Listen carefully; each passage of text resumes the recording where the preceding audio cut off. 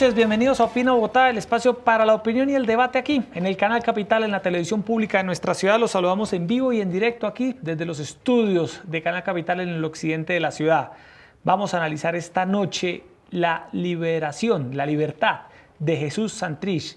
En el día de hoy ha quedado en libertad este ex líder guerrillero por una decisión de la Corte Suprema de Justicia que ha dicho que él goza de fuero de congresista y debe ser juzgado por este tribunal. Es un capítulo más que se le suma a una novela judicial que se ha venido dando con el caso de Jesús Santrich, para quien Estados Unidos dice, el gobierno norteamericano, pues que Jesús Santrich está implicado en una conspiración para enviar al menos 10 toneladas de cocaína. También vamos a hablar de las objeciones a la Jurisdicción Especial para la Paz. Se han caído por completo y el presidente Duque tiene que firmar la ley estatutaria de la JEP, y también de la posibilidad o no de convocar en el país una asamblea constituyente para introducir una reforma a la justicia. 3 temas, cada uno de ellos ligado el uno con el otro. Y para analizar esta noche aquí en vivo y en directo el caso Santrich y los demás temas de esta noche, nos acompañan 2 panelistas de primera categoría. En primer lugar, saludo al profesor Francisco Bernate, reconocido abogado penalista de la Universidad del Rosario,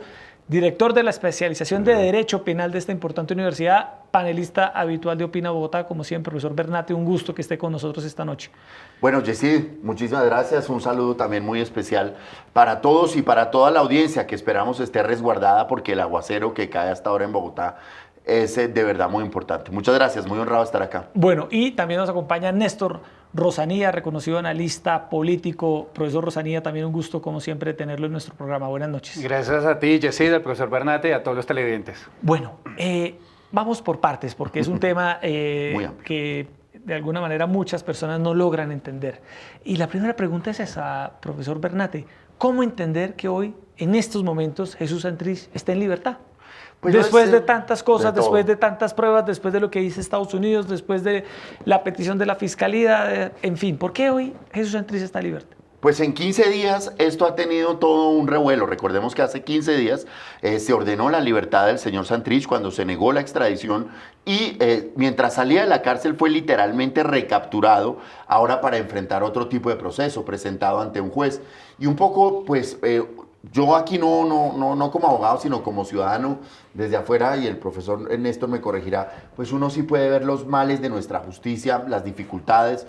Un caso que atravesó prácticamente todas las cortes de Colombia. Estuvo en la JEP, pasó por el Consejo de Estado, por la Sala Laboral, por la Sala Penal y por la Sala de Instrucción de la Corte Suprema de Justicia. Solo faltó el Consejo Superior de la Judicatura y la Corte Constitucional para que hubiera operado en 15 días prácticamente todo el sistema judicial. Y esa es una falla estructural, y es que en Colombia eso mismo le puede pasar a un ciudadano, ¿no? Que va a la inspección de policía, al juzgado de familia, al juzgado penal, nadie le resuelve, y eso sí es un problema. Pero segundo, aquí todo tiene un origen. Cuando la JEP, es que el diablo está en los detalles, cuando la JEP da la orden de liberar a Santrich, que niega la extradición y ordena investigarlo, ¿a dónde envía esa investigación? A la Corte Suprema de Justicia. Ahí venía el dulce envenenado de la JEP. Ahí venía la cosa. Porque si lo envió a la Corte Suprema es porque ya lo reconocía como congresista. Siempre el diablo está en los detalles. En esas minucias es por donde se suelen colar los grandes detalles. Y con posterioridad, pues entonces tenemos que el Consejo de Estado, al fallar una pérdida de investidura, dice que no, que el señor Jesús Santrich es congresista y no ha perdido su curul, dado que no ha podido posesionarse, pues le ocurrió un evento impredecible, cual es que está preso por el delito de narcotráfico. Entonces la JEP ya dijo que el señor era congresista. El Consejo de Estado dice que es congresista.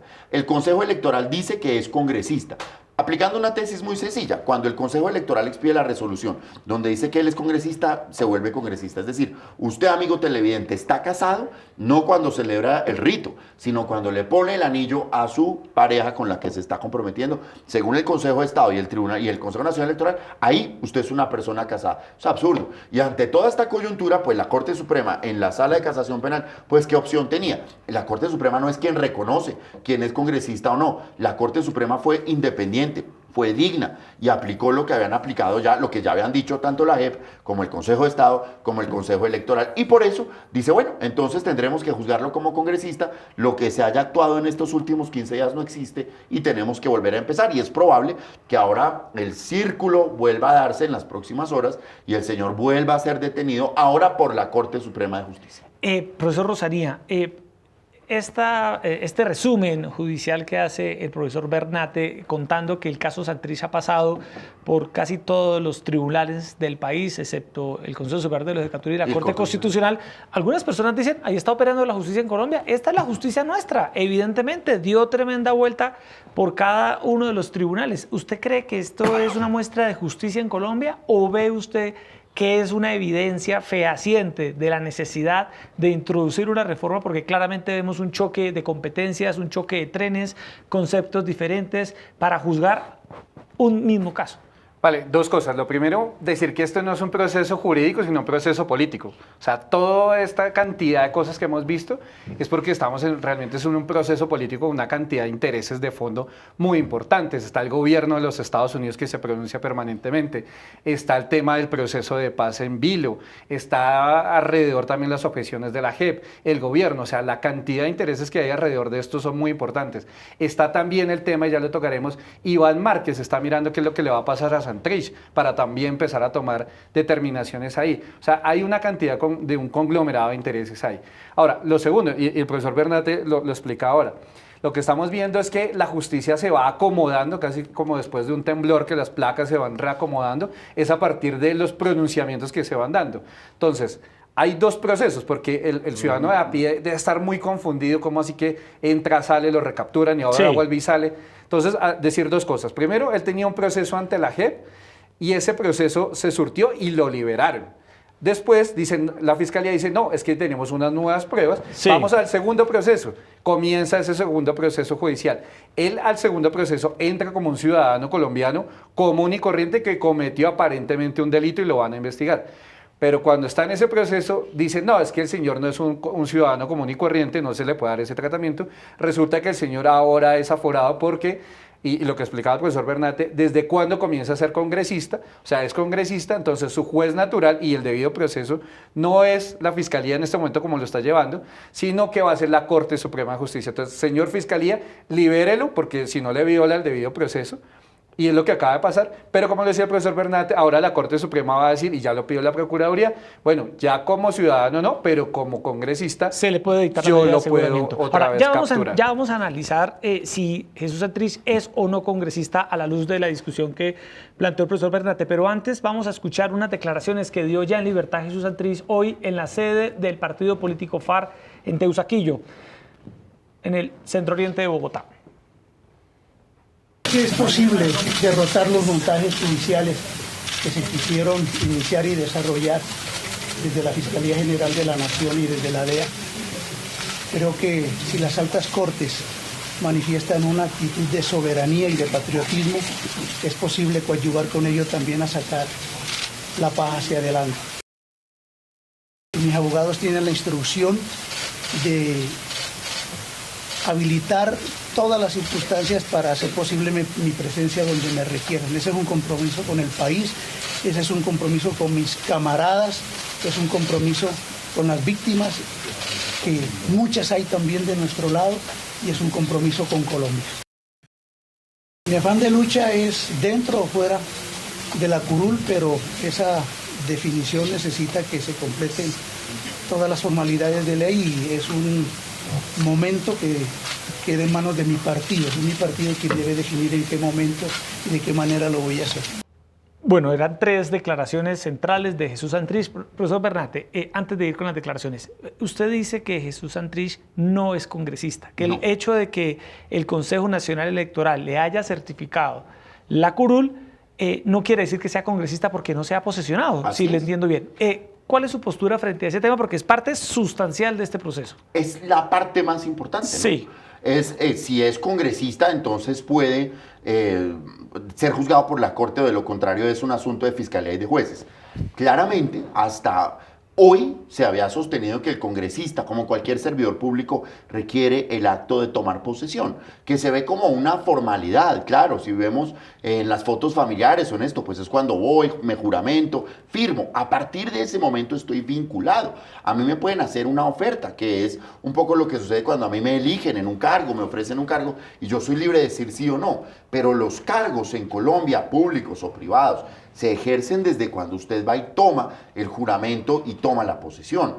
Lo que pasa es que aquí, entre la JEP, el Consejo Electoral y el Consejo de Estado, pues señalan que no, que a partir de ahora es cuando usted es electo, ¿no? Cuando usted, Sí. el Consejo Electoral dice, no, el señor siga, no. A partir de ese momento, imagínense la locura, usted es congresista, pero también, ¿por qué no? Usted es gobernador, usted es alcalde, usted es edil, usted es diputado o usted es concejal. Esto abre un boquete inmenso que además genera una situación de facto que es bien delicada. El compromiso de La Habana decía que los señores de las FARC tenían derecho a 10 parlamentarios, ¿cierto? 10 congresistas, 5 en la Cámara, 5 en el Senado, por derecha. Con esto, con este pronunciamiento, según el cual se es congresista a partir de la certificación del Consejo Electoral, las FARC amanecieron con 12 curules, porque el señor Iván Márquez y el señor Jesús Santrich fueron reconocidos por el Consejo Electoral. De verdad que hoy tienen 12 congresistas los señores de las FARC. O sea, es hasta contrario al acuerdo de La Habana. Es una cuestión que en la vida común, yo sí le digo al televidente, usted recuerde cuando se casó, ¿usted en qué momento está legalmente casado? Pues cuando firma el papel, cuando se registra en el registro civil, la promesa de matrimonio, las arras, lo que usted quiera, eso no genera un vínculo. Esto no estoy para nada de acuerdo. Bueno, 8:43 de la noche, en vivo y en directo aquí Opina Bogotá de Canal Capital. Profesor Rosanía, una inquietud. Usted que es experto en temas de conflicto y conoce muy bien estas historias de los pedidos de extradición por parte de los Estados Unidos y demás, si vimos la declaración de Jesús Santrich, él insiste en que esto es un montaje. ¿Qué pensar de esa aseveración de Jesús Santrich? ¿Usted cree que lo que hay aquí es un montaje? No, claro que no. Obviamente, pues él tiene que salir a decir que es un montaje, no se debe autoincriminar. Pero, ¿qué es lo que pasa? Y el profesor Bernate, que también es experto en este tema, el derecho tiene dos visiones. Hay Sí. una parte que es la realidad fáctica, digamos, los hechos que vemos en la cotidianidad, que es la realidad, pero eso hay que convertirlo en una realidad procesal. Entonces, ¿qué es lo que tenemos con el caso Santrich? Todos, y yo como analista digo, yo lo que vi en los videos, eso es un acto delictivo, ahí están hablando de narcotráfico en un lenguaje cifrado que es lo común que hacen los delincuentes, digamos, cuando vemos en noticias, cuando están preparando un delito no van a ir a decir, bueno, vamos a ir a cometer un hurto, ellos hablan y hablan en un lenguaje cifrado.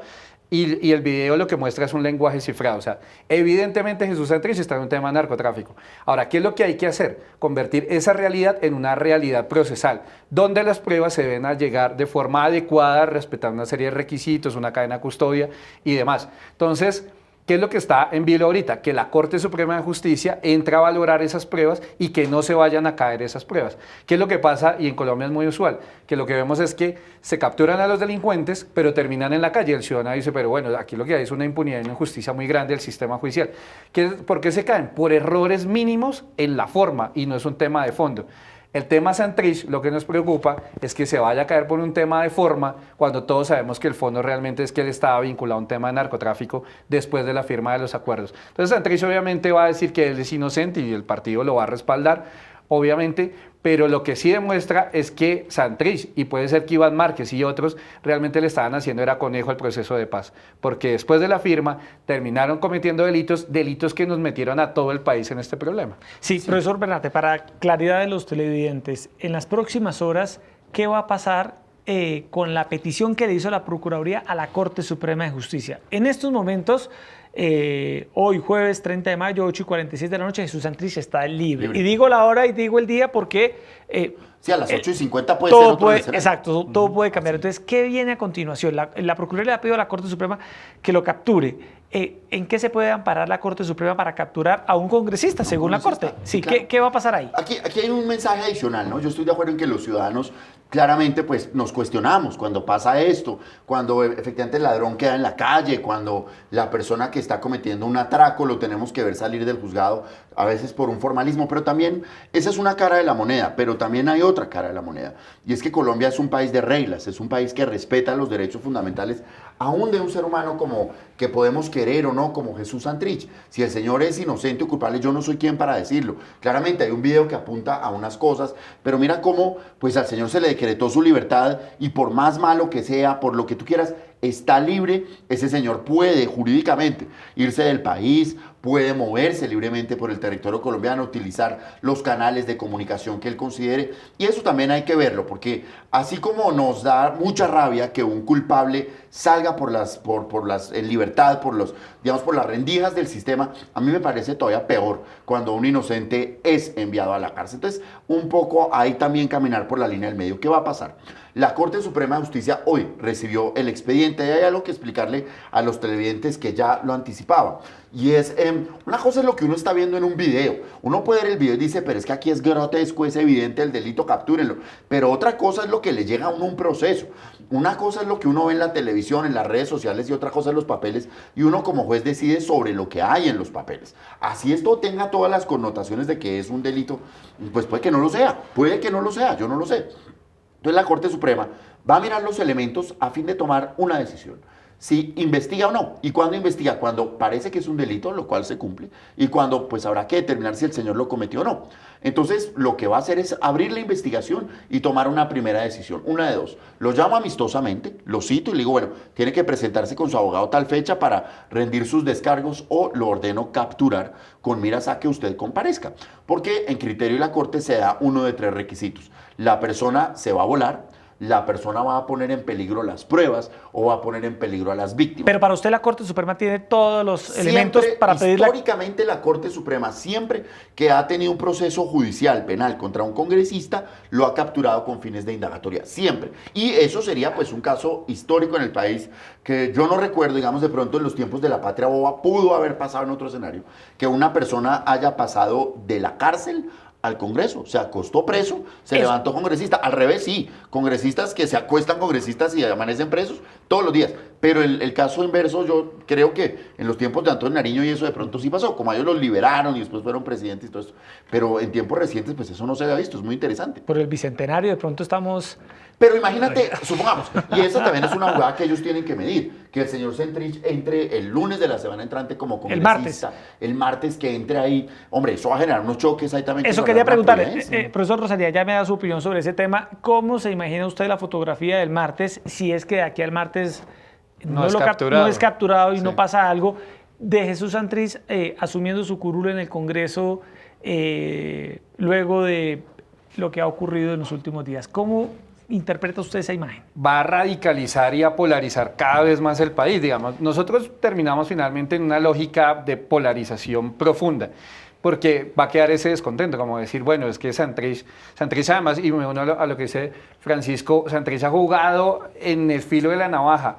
En un momento tenía un pie en una cárcel de los Estados Unidos con traje de preso naranja, al otro momento está preso acá en Bogotá, y después va a terminar como congresista. O sea, está en los filos de la navaja de ser congresista y andar en camioneta blindada o terminar con un vestido a rayas naranjas en los Estados Unidos. O sea, está en un límite de la navaja muy profundo. Pero lo que nos va a dejar es que profundizó y radicalizó aún más el tema y la implementación de los acuerdos que veremos. Terminamos peleando todos por el tema Santrich, y lo que queríamos era en este momento ya hablar de implementación de los acuerdos y pensar en un país diferente.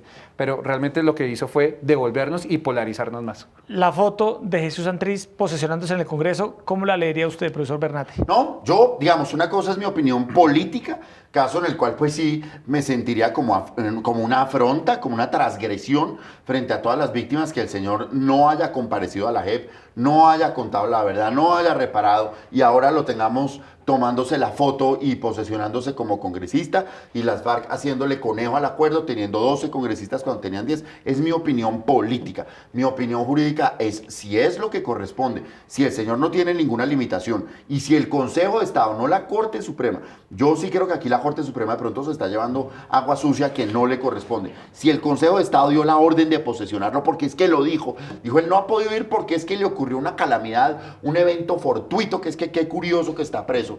Pues la orden que están dando es que lo posesione. Entonces, ya desde el punto de vista jurídico, creo que pues está bien, y si es lo que corresponde que vaya. Ahora, sí creo que va a ser un asunto que va a terminar de dificultar el proceso de paz, el proceso de implementación, que va a caldear los ánimos en el Congreso. Imagínate ese espacio donde se van a estar enfrentando el señor Santrich con los políticos colombianos.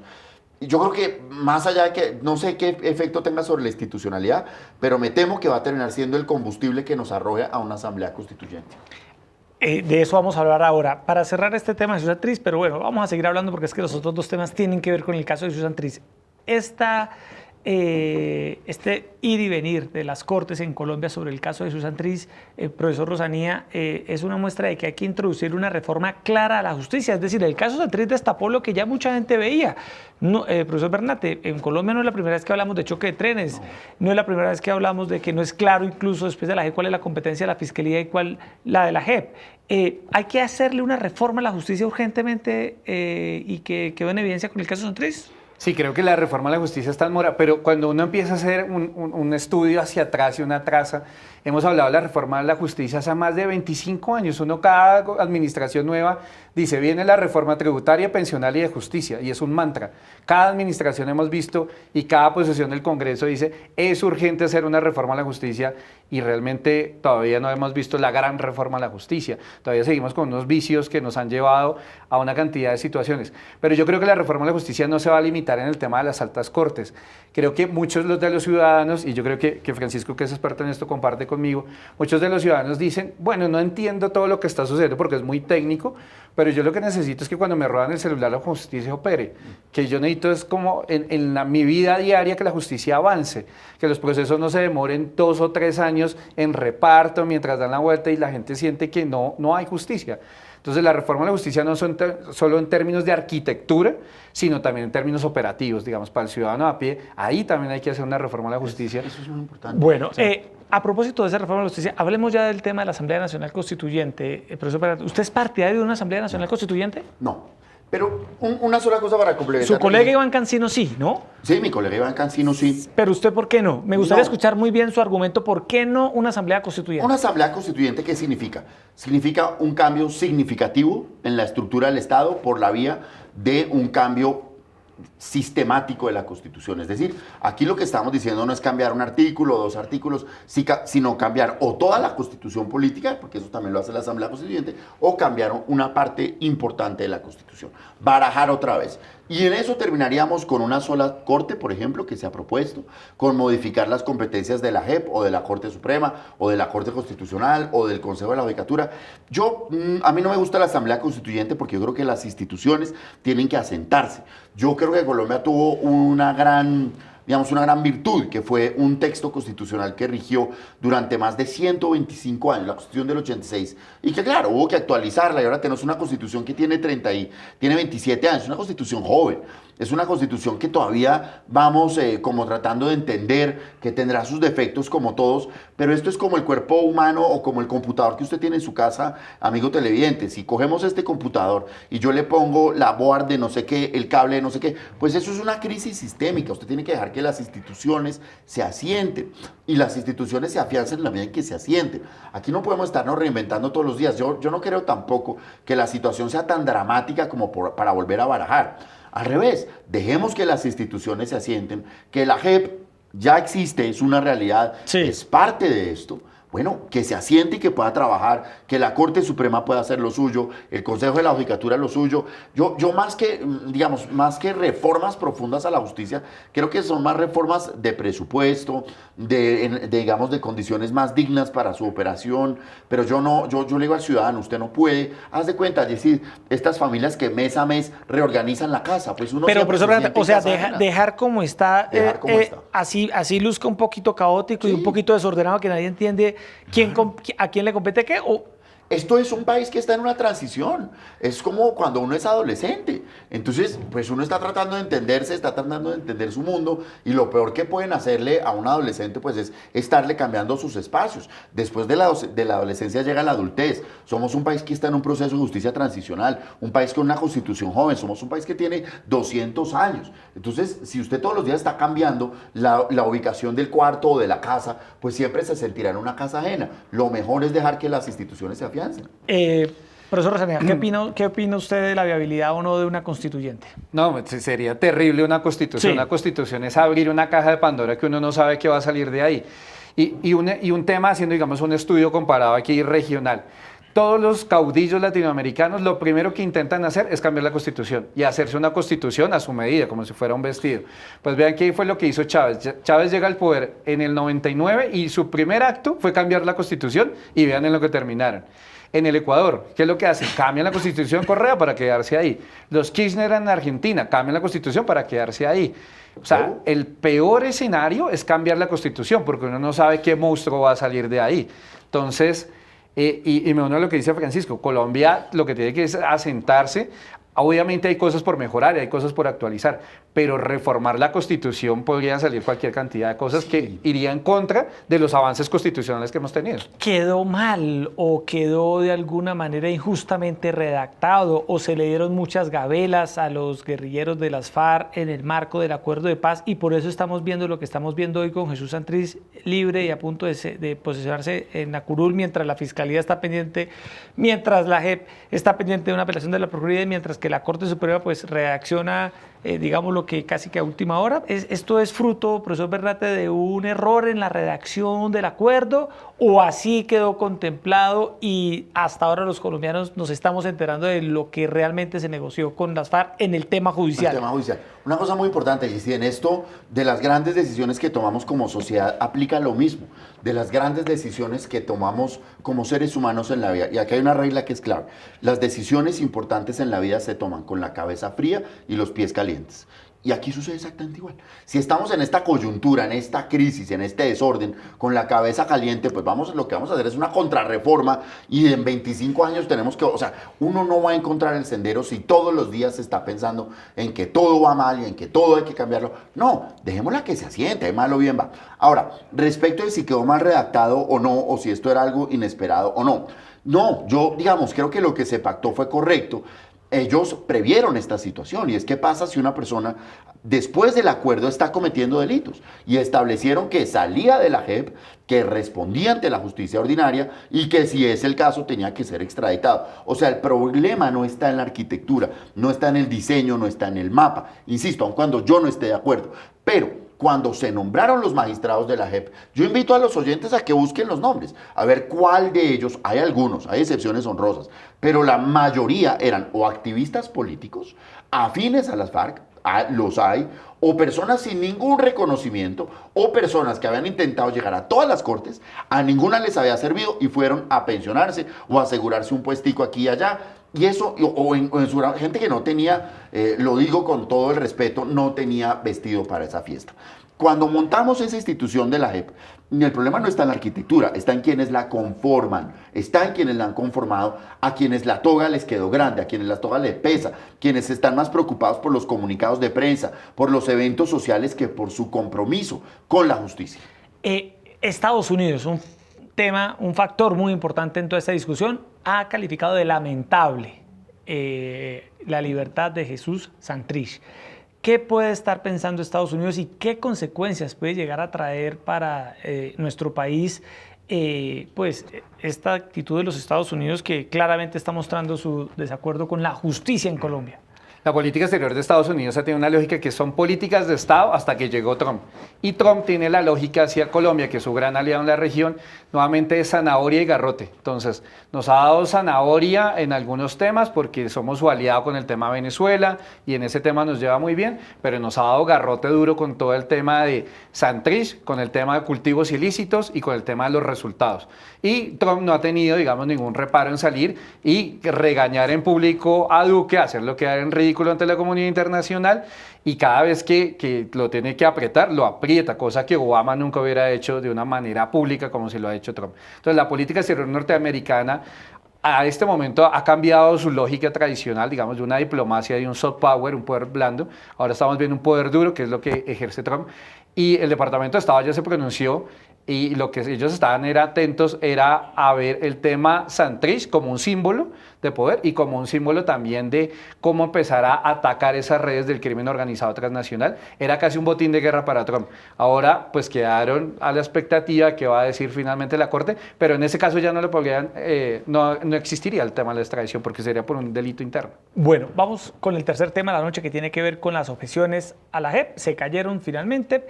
La Corte Constitucional ha dicho que la votación en la plenaria del Senado fue mayoritariamente a favor de que las objeciones se cayeran, es decir, que el presidente Iván Duque tiene que firmar la ley estatutaria. El presidente Duque lo ha anunciado, profesor Bernate, pero ha dicho el presidente Duque que firma las objeciones a la JEP, pero ligando esto con el caso de Santrich, pues pero ha calificado de mafioso a Jesús Santrich. ¿Cómo ligar este tema y particularmente esta calificación de mafioso que le dio el presidente Duque a Santrich? Pues muy importante que el presidente de la República mantenga su libertad de expresión como todo ciudadano, y cuando él califica de mafioso a Jesús Santrich es porque él como ciudadano lo siente así, pero también entiende que como presidente de la República está sujeto a un orden institucional y por eso pues va a darle trámite a firmar ese proyecto de ley estatutaria. Como tú lo dices, ¿qué fue lo que se debatió aquí? La JEP necesita unas reglas para poder operar, aun cuando ellos digan que sin la ley estatutaria eso va a colapsar. Entonces yo les pregunto, señores magistrados, llevan 1 año y medio haciendo ¿qué? Allá devengando esos salarios, discutiendo por las oficinas, por los escoltas. Lo de la ley estatutaria es un poquito poner en orden lo que ellos mismos ya de facto venían operando. Entonces, el presidente de la República dice que no está de acuerdo con unos puntos y finalmente la Corte Constitucional, con ponencia de una honorable magistrada que formó parte del equipo de La Habana, del equipo del gobierno nacional, que lo menos que uno hubiera esperado es que se hubiese hecho a un lado, no porque esté mal, es que no es solo ser, también es parecer. Entonces, si estuvo ahí, lo mejor es hacerse a un lado, pero no. Dijo no, aquí la mayoría no se dio, se hundieron las objeciones, presidente firme. Entonces, pues quedó así. La JEP con competencia en materia de extradición, los debates sobre los delitos cometidos contra menores de edad, etc. ¿Qué va a suceder ahora? Seguramente el Congreso de la República va a iniciar una discusión de esos puntos para que, pues ya no por la vía de la objeción, sino por la vía de leyes ordinarias o estatutarias, pues se terminen introduciendo. Son debates válidos, pero la realidad es que ya pues no se puede echar para atrás y el presidente de la República pues tendrá que sancionar esto y tendrá que operar. Eso es todo lo que hay que decir. Simplemente operó una vez más la institucionalidad colombiana y sigamos para adelante. Profesor Rosanía, ¿usted cree que el presidente Duque se desgastó, como dicen algunos, objetando 6 artículos de la Jurisdicción Especial para la Paz, sometiéndose a la discusión en el Congreso, luego a la revisión de la Corte Constitucional para que al final nada pasara? ¿Usted cree que él se desgastó políticamente, como dicen algunos, y debió haber firmado eso tal cual ya estaba? Claro, se dijo desde el minuto 1 que esto iba a pasar. O sea, esto era como cuando uno ve un niño que se va a caer y se cayó. Desde el minuto 1 dijimos, esto va a ser un desgaste, nos va a meter en una pelea eterna, nos va a polarizar en el Congreso, para dar toda una vuelta, para saber que la Corte iba a decir lo que finalmente dijo. Digo, yo ya me pronuncié de fondo sobre esto, ya no hay más que hablar, demos el siguiente paso, que es hablar de la implementación. ¿Cuál es digamos, si uno va a la causa raíz de esto, es que no se pudo construir un proceso de paz como una política de Estado, sino una política de gobierno? Entonces se pensó que se había negociado era con Santos. No se negoció con Santos, se negoció fue con la institucionalidad del Estado colombiano. Entonces, eso es lo que como país no nos ha dejado avanzar realmente, que cada gobierno llega, da borrón y cuenta nueva y arrancamos otra vez de cero cada 4 años. Somos una veleta en el tiempo, no podemos administrar unas políticas, digamos, de mediano o largo plazo, y más un tema tan delicado como es un proceso de paz. Entonces, lo que pasó era lo previsible, que la Corte no iba a avanzar, no le iba a dar, digamos, la razón, finalmente esto se cayó, el presidente de mala gana lo tendrá que firmar. Ahora, de fondo, ¿qué hay? y este es un concepto, digamos, como angular. Colombia y el Estado colombiano es muy bueno para negociar, pero es pésimo para implementar. Y ha sido una tradición en los procesos de paz que hemos tenido.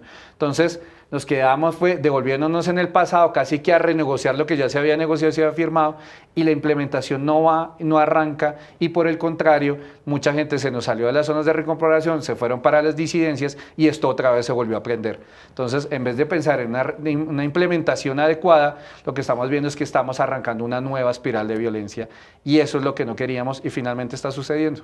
Profesor Bernate, jurídicamente, el Centro Democrático, que es el partido más interesado en rehacer la JEP, o en modificar aspectos sustanciales, ¿tiene alguna opción jurídica para tocar la JEP, ya que ahora el presidente Duque la va a firmar? ¿Ya apenas la firma el presidente Duque no hay nada que hacer? ¿O hay, usted que es experto jurídico, hay alguna salida?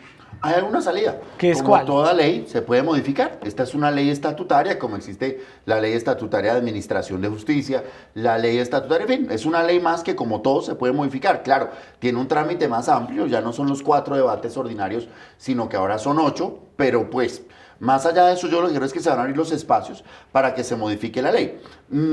Eso es lo que va a pasar, y seguramente hacia allá vamos. Pero más allá de eso, más que modificar o que afectar la JEP, yo creo que a hoy el Centro Democrático o cualquier partido político no tendría, por decirlo así, la fuerza política, como lo demuestra el hundimiento de las objeciones. Pero eso es hoy. Quizás el 20 de julio, cuando inicie la siguiente legislatura, con esta situación de Santrich, la JEP cada vez cometiendo más desafueros, cada vez más errática, va a generar cada vez más oposición, y eso va a dar el espacio para llamar la atención sobre la necesidad de modificarla. Si tú miras el índice de percepción que tienen los ciudadanos frente a la JEP, uno es el que pueda tener cuando comenzó, en el que, claro, estamos en la polarización del sí y el no, lo que sea, ya existe ese debate, no hay que darlo. Pero si miras, hoy en día es una institución absolutamente desprestigiada. En 1 año y medio no ha producido resultados. Tiene sendas investigaciones, funcionarios investigados, derroche administrativo, sobreexposición mediática, sensación de superioridad. Y yo creo que eso le ha ido quitando su capital. Y claramente irá ambientando las reformas que yo creo que hay que introducirle en materia de extradición, en materia de delitos contra menores, en materia en fin, en toda una serie de puntos de narcotráfico que son muy sensibles. Usted hablaba ahora de que este tribunal está politizado y dice que varios de los magistrados, no solo usando sus palabras, no tenían el traje para ese cargo, les quedó grande, y otros están marcados ideológicamente hacia la izquierda y hacia las FARC. Sí. ¿Usted cree lo mismo? ¿Usted cree que la JEP es un tribunal hoy altamente politizado y que ha contribuido de alguna manera a este caos que estamos viendo, profesor Rosanía? Dos cosas. Lo más importante se llama el modelo justicia transicional, que eso no se lo inventaron aquí, digamos, es un modelo internacional que lo que busca es salir de un estado de guerra a un estado de paz. O sea, eso es un tema que se empieza a implementar desde Sudáfrica, ha pasado por Irlanda del Norte y ha sido el camino para salir de los conflictos armados. Es altamente impopular porque todo el mundo, después de unas guerras tan fuertes y digamos una deshumanización del conflicto como en el caso colombiano, uno lo que menos quiere ver es a los responsables de crímenes de lesa humanidad en la calle, porque es, digamos, contrario a la idea y al concepto de justicia. Entonces, su característica es impopular porque finalmente lo que se va a negociar es cómo va a ser la alternativa, la salida jurídica para que esa gente suelte las armas, pero tenga una salida finalmente y recobre derechos políticos, que eso es lo que no nos termina gustando. Ahora, el papel de la JEP quedó muy cuestionada, fue porque, y como le decía, y yo me uno en ese punto a Francisco Bernate, era que los magistrados finalmente no todos tenían las características que se habían pensado. ¿Y es por qué? Porque se politizan y no se dan cargos técnicos, ¿no? Pero vean, el fiscal fue lo mismo, el fiscal era un político de vieja data que terminó en un cargo donde debería ser una persona que viene de la administración de justicia, que haya carrera en términos de justicia. Entonces, ¿qué es lo que hemos visto? No solo en la JEP, sino en todo el sistema judicial colombiano, es que llegan son por favores políticos y no porque se haga realmente una carrera en el sector. Ejemplo, la Cancillería. Las grandes embajadas del país no son funcionarios de carrera, son amigos del presidente pagando favores. Y no solo de Duque, de todos, de ahí para atrás, todos, Santos, Uribe, todos. En la JEP sucedió lo mismo, no es gente que realmente tuviera, no todos, porque como le dice Francisco, también hay una gente muy valiosa, pero hay algunos que quedaron, digamos, en el ojo del huracán, porque se esperaba que vinieran, digamos, más de la academia o más de un sector de una carrera judicial importante, pero lo que se vio fue que también el tema político que hay. Creo que nos falta es eso, empezar a construir cargos técnicos para posiciones estratégicas del Estado. Última pregunta para última reflexión de cada uno de ustedes. El presidente Duque, la imagen del presidente Duque termina afectada, ¿creen ustedes o no? Con esto que estamos viendo, se le hunden las objeciones en la JEP, queda libre Santrich. ¿Es justo o injusto que esto repercute en la imagen del presidente Duque? ¿Qué tanta factura le va a pasar al presidente esto que hemos visto?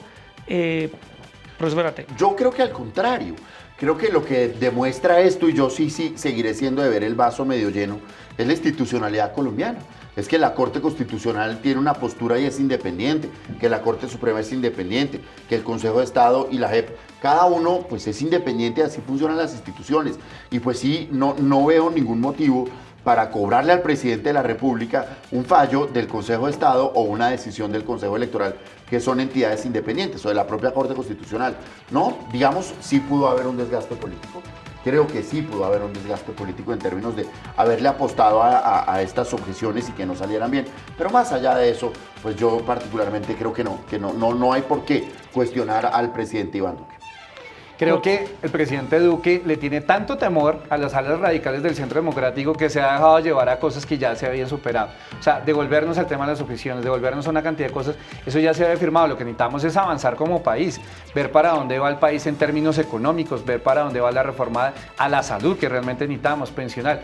Pero siempre nos están devolviendo esas alas radicales a las FARC. Las FARC ya son un partido político, ahora tenemos unas nuevas realidades y yo creo que el presidente hay que dejar de ser FARC dependientes permanentemente en la agenda, porque buscamos un enemigo interno para que justifique el resto de cosas. Entonces, hoy Duque o habla de Venezuela o habla de las FARC, pero los ciudadanos de a pie necesitan que les mejoren el sistema de salud, la seguridad en la calle, la movilidad y cosas que realmente le afecten, porque si no nos vamos a quedar 4 años más volviendo a hablar solamente de las FARC, de Santrich y en un círculo eterno que no vamos a salir de ahí. Bueno, pues ahí están las opiniones de Néstor Rosanía y de Francisco Bernate, tratando de darles a ustedes claves para entender el caso Santrich, la JEP, la necesidad o no de una Asamblea Nacional Constituyente, noticias todas de los últimos días. Profesor Rosanía, como siempre, un gusto tenerlo con nosotros esta noche. Gracias. A ti, Jessy, a Francisco y a todos los televidentes. Profesor Bernate, como siempre. Como siempre, muchas gracias, Jessy, muy honrado. Un y más de placer acompañar aquí al profesor ¿Usted Rosanía, de qué equipo es razón. hincha? De Santa Fe. Ah, bueno.